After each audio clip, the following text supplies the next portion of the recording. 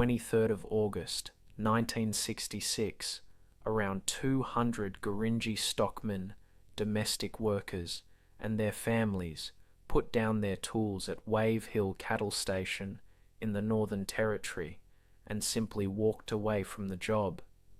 They didn't go far, just to a dry creek bed a short distance from the homestead. They didn't come back the next day either, or the day after that. To the station managers watching it happen, it probably looked, at first, like any other short, easily resolved labour dispute, the kind that got settled within a week once workers realised they had nowhere else to go and no other way to earn a living. This one didn't resolve in a week.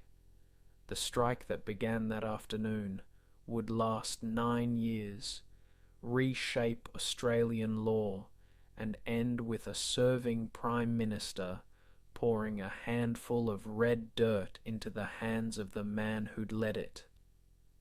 Welcome to Truth Be Told, Stories from Black Australia. This podcast is recorded on Wadjuk Nyoongar Country, and we acknowledge the Wadjuk Nyoongar people as the traditional custodians of the land this show is made on. We pay our respects to their elders, past and present, and extend our respect to all the traditional custodians across the lands to where you are listening from, as well as to all the First Nations peoples listening. Today we're talking about the Wave Hill Walk-Off, the strike led by Gurindji elder Vincent Lingiari, and how a protest that started over basic wages and decent housing ended up becoming the spark for Aboriginal land rights across this entire country. Quick note before we keep going. This episode discusses forced and underpaid labour, the legal dispossession of Aboriginal land, and conditions that, by any reasonable modern standard, amount to exploitation. Take care of yourself while you listen. If anything in this brings something up for you, 13 Yarn is a crisis line run entirely by Aboriginal and Torres Strait Islander people, any hour of the day or night, on 139276. Alright, let's go back to how an English meat company ended up owning a piece of the Northern Territory in the first place. The Gurindji people have lived in the Victoria River district of the Northern Territory for tens of thousands of years, their lives organised around the river systems, seasonal food sources, and a deep, detailed knowledge of country that had sustained them long before anyone in London had ever heard of the Victoria River at all. In the late 19th century, the colonial government leased almost 3,000 square kilometres of Gurindji country to a pastoralist named Nathaniel Buchanan, who brought in cattle and established what became known as Wave Hill Station, around 600 kilometres south of Darwin.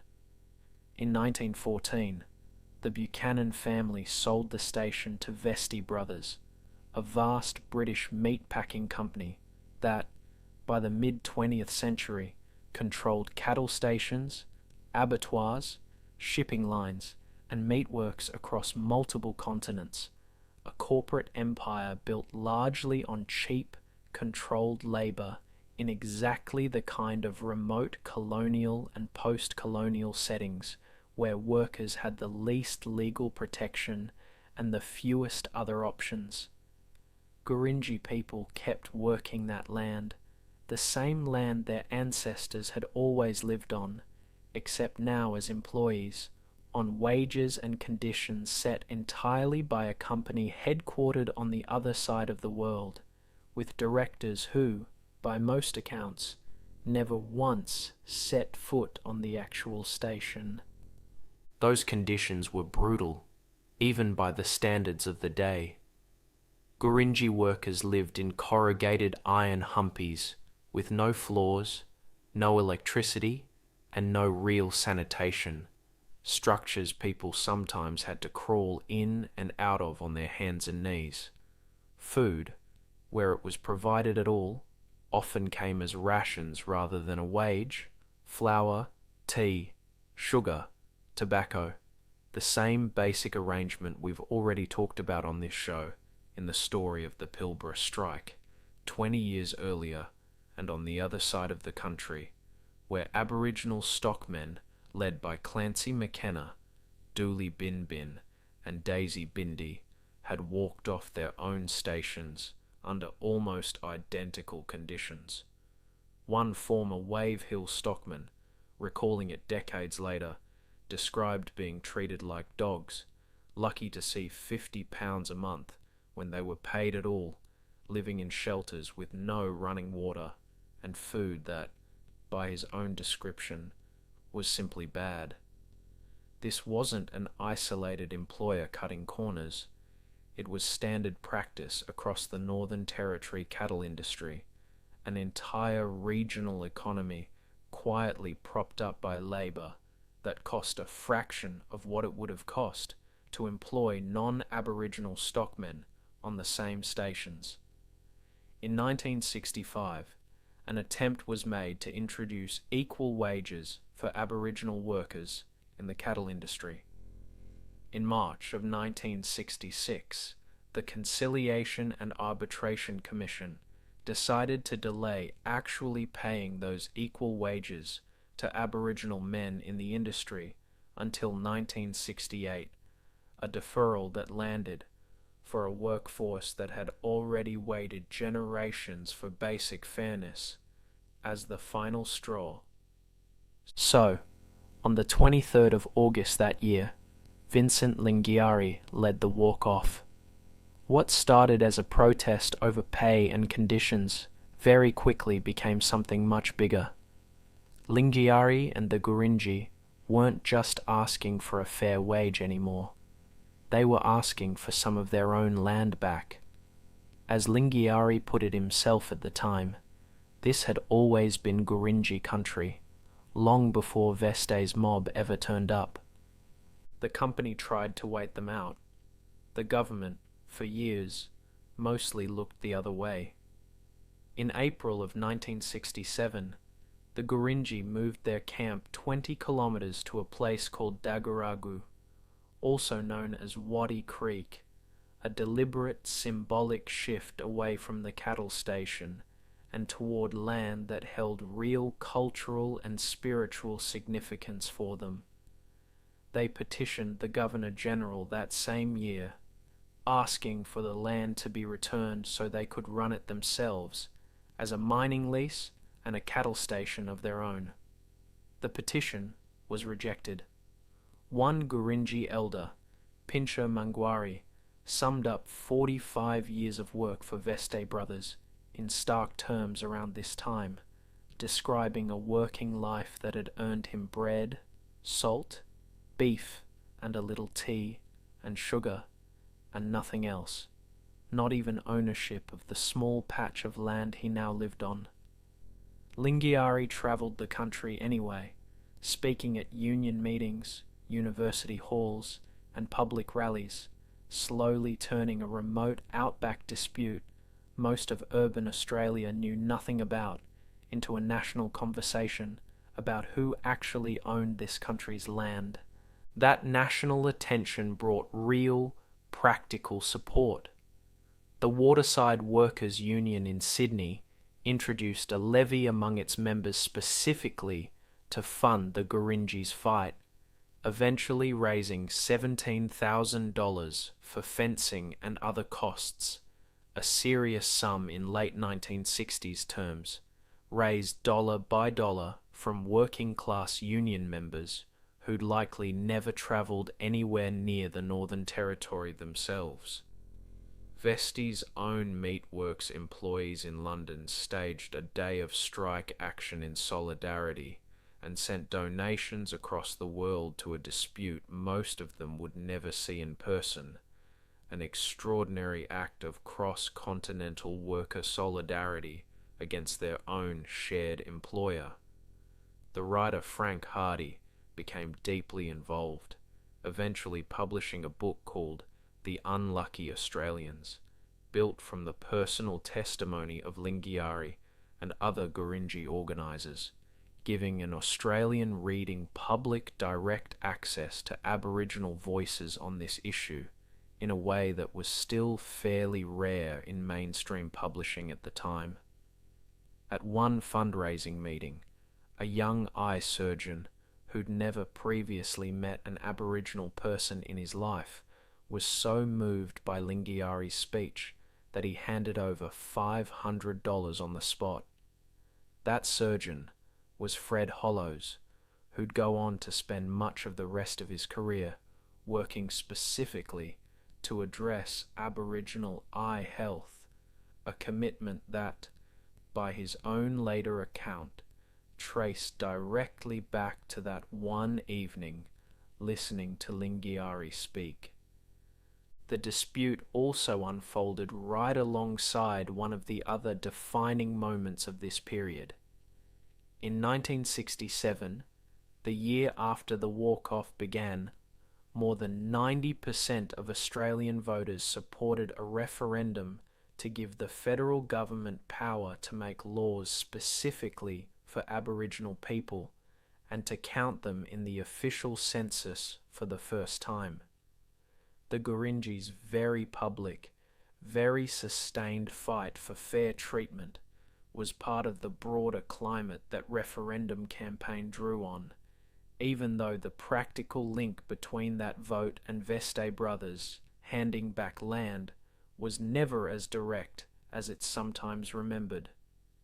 In 1968, 60 Aboriginal workers at another Veste-owned property, Limbunya, walked off in solidarity, widening the dispute further. That same year, the deferred equal wage decision from the Conciliation and Arbitration Commission finally came into effect across the cattle industry. The Change Wave Hill workers had originally walked off over 2 years earlier. For the Gurindji specifically, it barely mattered by that point. Their fight had already moved on to something the award wage decision was never going to fix on its own: actual ownership of actual land. That same year, the federal government offered the Gurindji 20 newly built houses at the Wave Hill Welfare Settlement. They turned it down. Housing wasn't the actual demand, and they weren't going to let a consolation prize quietly end a fight that had always been about land. In 1969, a formal government proposal to hand back a small parcel, about 8 square kilometres, went to federal cabinet. Cabinet wouldn't even discuss it. A flat refusal that left the Gurindji exactly where they'd started. 3 years into a strike with no end in sight, and a government still unwilling to seriously engage with their central demand. For years, nothing moved. Then, in 1972, Gough Whitlam's Labour opposition campaigned on a promise to legislate Aboriginal land rights and won government in December that year. Whitlam's government made funds available to purchase pastoral land outside the existing reserve system specifically for this purpose, and under that pressure, Lord Veste finally agreed to surrender around 90 square kilometres around Daguragu to the Gurindji people. It took until 1973 for 2 new leases to formally replace the original Wave Hill lease, one retained by Veste brothers, the other issued to the Gurindji's own company. On the 16th of August 1975, Prime Minister Whitlam travelled to Daguragu in person, the first time a sitting Prime Minister had made the journey out to meet the Gurindji community on its own country after 9 years in which most of official Canberra had treated this as a remote, easily ignored regional dispute. In front of the community and the cameras, he bent down, picked up a handful of the area's distinctive red soil, and poured it slowly into Vincent Lingiari's open hand, telling him this was proof, in Australian law, that the land belonged to the Gurindji people and would belong to their children forever. Lingiari, in his own remarks that day, spoke about wanting Aboriginal people and white Australians to live together as mates from that point on, rather than carrying the fight forward as a grudge. It remains one of the most reproduced photographs in Australian history, taken by photographer Mervyn Bishop, and it marked the first time the Commonwealth of Australia had formally handed land title back to an Aboriginal community. It's worth being honest about what that moment actually was and wasn't. What Whitlam handed over was a 30-year pastoral lease over a relatively small area, not full, permanent ownership, and not anywhere close to the full 3,000 square kilometres of traditional Gurindji country. It was a Commonwealth lease specifically, meaning it relied on goodwill from whichever government held office in Canberra at any given moment, a fairly fragile basis for something framed publicly as a permanent, generational handback. The Gurindji's own fears about how conditional that gift really was turned out to be justified almost immediately. In 1979, the Northern Territory government, which by then held considerably more control over territory land matters than it had in 1975, tried to force the surrender of that very lease, treating nearly a decade of settled community life at Daguragu as something that could simply be reversed by bureaucratic order. It took until 1986, 11 years after Whitlam's ceremony and 20 years after the walk-off itself, for the Gurindji to finally receive full, inalienable freehold title to Daguragu, the kind of ownership that couldn't simply be clawed back by a change of government. The walk-off's influence reached well beyond Wave Hill itself. It became one of the clearest, most public demonstrations the country had seen of Aboriginal people organising, sustaining, and eventually winning a fight for their own land, and it fed directly into the push that produced the Aboriginal Land Rights, Northern Territory, Act of 1976, the first piece of Australian legislation that allowed First Nations people to formally claim title to land by proving an ongoing traditional connection to it, a legal mechanism that since underpinned land claims across the entire Northern Territory. Songwriters Paul Kelly and Kev Carmody later wrote one of this country's most enduring folk songs about exactly this story, built around Lingiari's own words and the basic shape of the 9-year dispute, a song that's introduced generations of Australians to Vincent Lingiari's name who'd otherwise never have heard it in a classroom, and that's been performed at major national ceremonies, including events marking Australian reconciliation efforts decades after the walk-off itself. In September of 2020, the Gurindji's native title claim over the original Wave Hill station land was finally granted, 54 years after Lingiari led that first walk off the job. Formal legal recognition of a connection to country the Gurindji themselves had never once doubted in the entire intervening period. Lingiari himself didn't live to see it. He was awarded a Medal of the Order of Australia in 1976 for his role in the dispute, and died in 1988.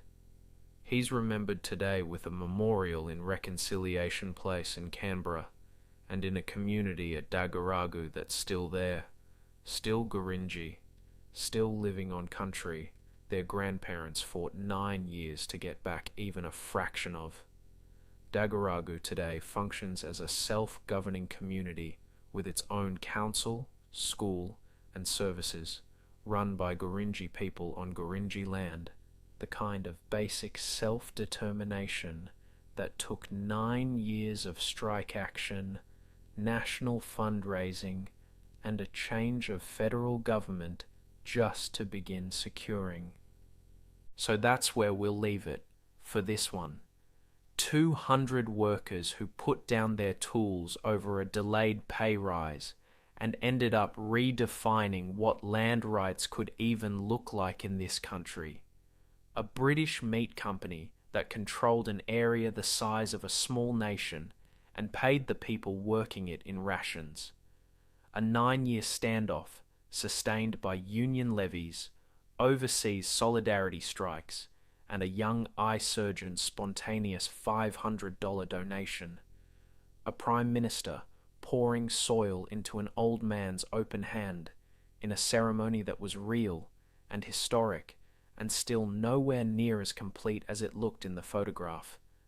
A native title, finally, formally recognized, 54 years after the walk-off that started it all, for a community that never actually needed a court to tell them whose country this always was. It's worth remembering too that this is fundamentally a story about wages as much as it's a story about land, the same underlying theme we've already spent a whole episode on with the Pilbara strike. Underpaid and unpaid Aboriginal labour built entire regional economies across the north of this country for the better part of a century. Cattle stations, pearling fleets, sugar plantations, all of it propped up by workers who had no real bargaining power and no real legal recourse if they were cheated. Wave Hill matters because it's one of the clearest moments where that arrangement finally broke, in public, loudly enough that the whole country had to pay attention, and where the people doing the breaking weren't asking for charity. They were simply done waiting to be paid and treated like everybody else. If something in this one is sitting with you, let it sit for a minute before you reach for the next distraction. That discomfort is doing something useful. Thanks for listening to Truth Be Told. This has been a Three Brothers production. I'll see you next time.